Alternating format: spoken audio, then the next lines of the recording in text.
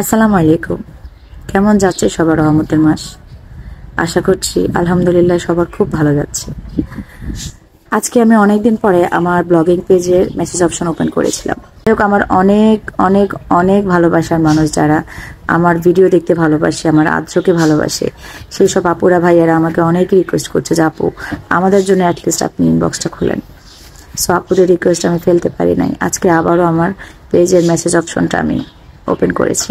So অপশনটা open করার সাথে সাথে একটা আপুর মেসেজ পেয়েছি। সো আজকে সে আপুটা রিপ্লাই ভিডিও নিয়ে আসলাম। সো বিস্তারিত শুরু করার আগে আমি সরি চেয়ে নিচ্ছি, আমার গলাটা এখনো ঠিক হয় নাই। ভাঙা গলাটা একটু সহ্য করে পুরো ভিডিওটা দেখবেন আশা করি। সো আজকে যে আপুটা আমাকে মেসেজ করেছে, আমার যতটুকু মনে হয় যে আপুটা আমার পেজে নতুন, যদি আপুটা আমার ভিডিওটা দেখেন অবশ্যই সাড়া দিবেন। ওনার নাম হচ্ছে শ্রীমন্তী শাহরিন। উনি জানতে চেয়েছে আপু অটিজম এটা কিভাবে আর কত বয়সে বুঝতে পারছেন, কি কি টেস্ট করতে হয় বোঝার জন্য। আই থিঙ্ক উনি বোঝাতে চেয়েছেন যে অটিজম এটা কি আর কত বছর বয়সে এটা বোঝা যায়। শ্রীমন্তী আপু, প্রথমত আমি আপুকে দিয়ে সব নতুন আপুদেরকে বলবো যারা নতুন আমার পেজে নতুন ভিডিও দেখছেন, আমার পেজের নতুন ফলোয়ার যারা, বা যারা এখনো ফলো দেন নাই ভিডিও দেখছেন, তাদেরকে অনুরোধ থাকবে যারা ফলো দেন নাই ফলো দিয়ে নেবেন যদি প্রয়োজন মনে হয় যে না আপুর পেজের ভিডিওগুলো দেখে আমাদের উপকার হচ্ছে।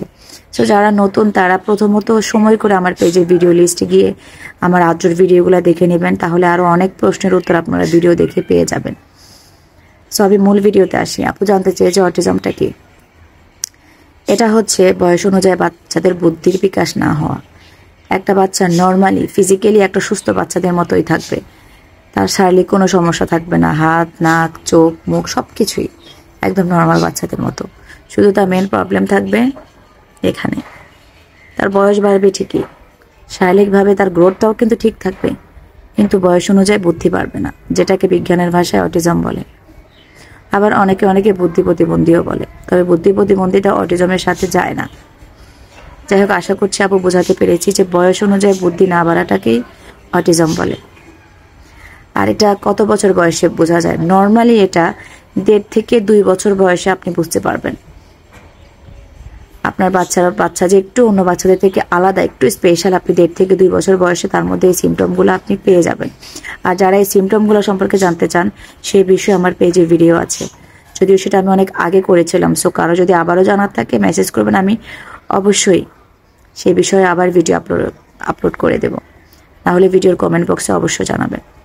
আর জানতে চেয়েছেন থার্ড যে প্রশ্নটা ছিল ওনার, যে কি কি টেস্ট করে এটা বোঝা যায় যে অটিজম আছে।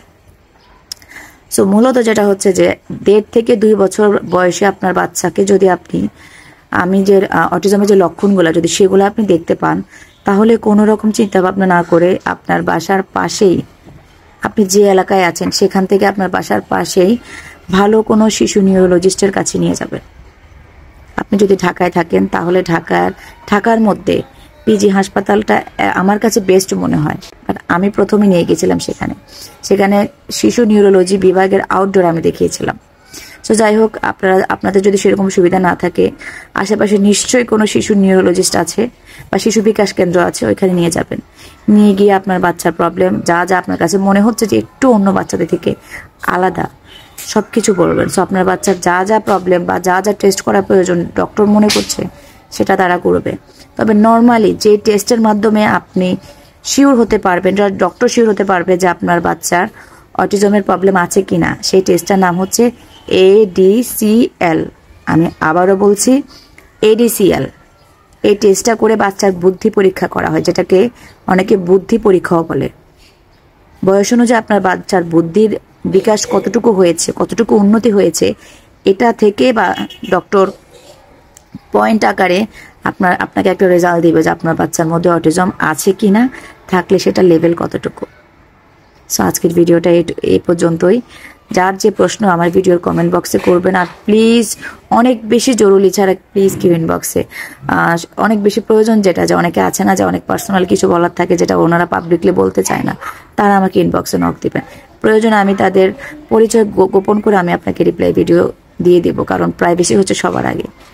আর এই ভিডিওর বিষয়ে যার যেটা জানা সেটা অবশ্যই ভিডিওর কমেন্ট বক্সে জানাবেন। আর যাদের ভালো লাগবে, যাদের মনে হবে যে অন্য মায়েদের এই কথাগুলো শুনে তাদেরও লাভ হবে, তাদেরও উপকারে আসবে, অবশ্যই ভিডিওটা শেয়ার করে দেবেন।